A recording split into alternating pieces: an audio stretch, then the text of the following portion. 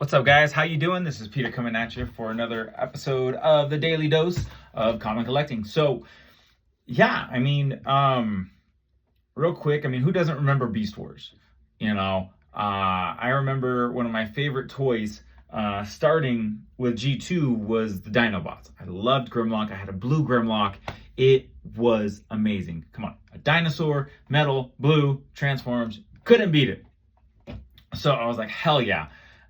So when I was at Toys R Us, when Beast Wars was coming out, I picked up Dinobot. Now, this was before the TV show had come out. So you had no idea what was actually going to happen. You had no idea who the character was, what the story was, who he was. I knew he was a dinosaur and he transformed. I remember the first time I transformed it and he has that mutant head. It's like, and so I remember getting that, and I was like, dude, this is going to be so cool. And it said Maximal. Oh, Maximal, good guys. And I was like, great. So I got it. I transformed it. I played with it. And then the TV show came out. Well, we all know it was completely different. If you watched Beast Wars, you know it was not the same as the toys. Okay? So it was a Predacon. I'm like, what is this? This is not the same toy I got. So that was the initial reaction. Now, come to go through the story, and total spoilers. If you haven't watched Beast Wars, sorry, spoiling it. Dinobot was an amazing fucking character. Just how they built him, how they grew that. And the one thing about Beast Wars, it was very character driven. It wasn't like Transformers where you had a ton of freaking characters trying to sell the toys, so they kept bringing in new characters.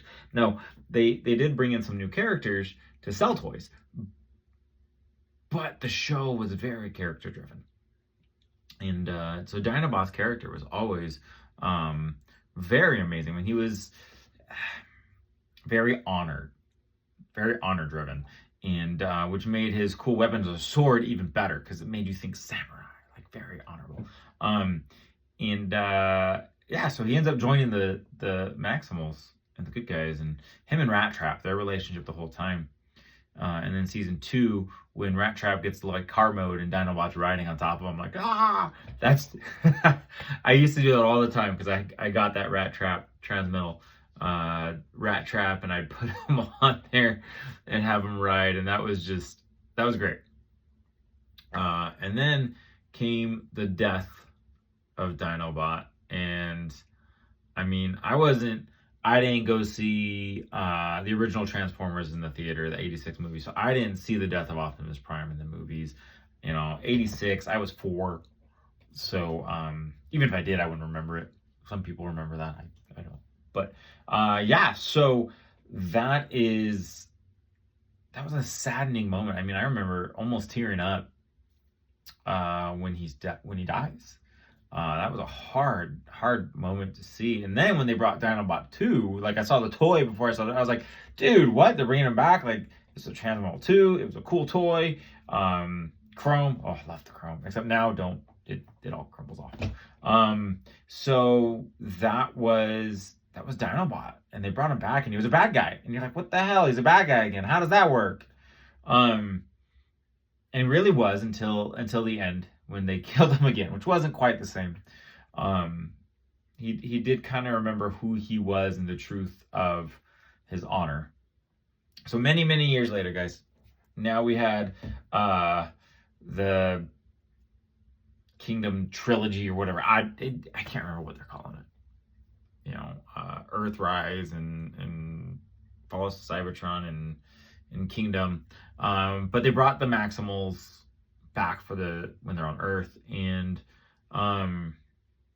that's great. I love it. I'm collecting them all because, guys, check this Dinobot out. It looks so much more like a dinosaur.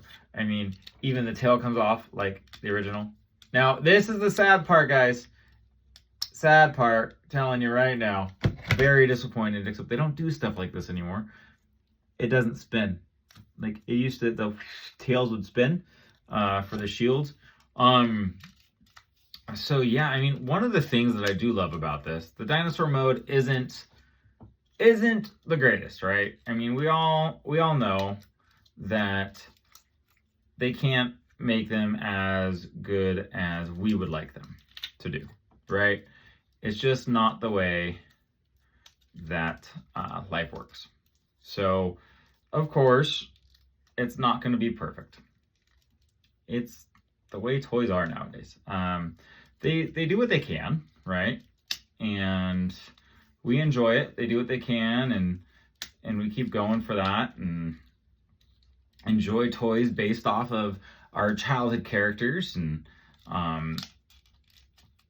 go from there. I mean, what is cool is they did figure out how to make the face. Now that's the leg piece, so it's a little interesting because you have this head there, and then the leg piece. So they did figure out how to make it to where his what's that thing he called, guys? I'm drawing a blank. His head looks like it's his chest, like in the cartoon. And yeah, I mean, it looks like Dinobot. Now, some people aren't super happy with the color. Now, they did release another one that was more accurate to the cartoon that we grew up with. Except, guys, here's the issue. It was more toy accurate to the toy. And people will say it looked like a chicken.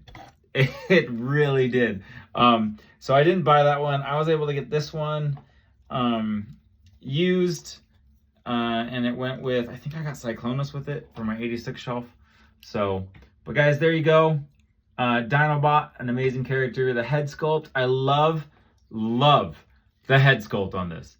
You can fight me if you disagree, because the head sculpt on this is, dude, it looks like it came right out of the original cartoon. Bottom line. Yeah, so let me know in the comments. Did you have the original toy? Did you have this new toy? Did you grow up with Beast Wars? Like, subscribe, and again, this is another daily dose. Guys, keep collecting, and I'll talk to you later. Take care.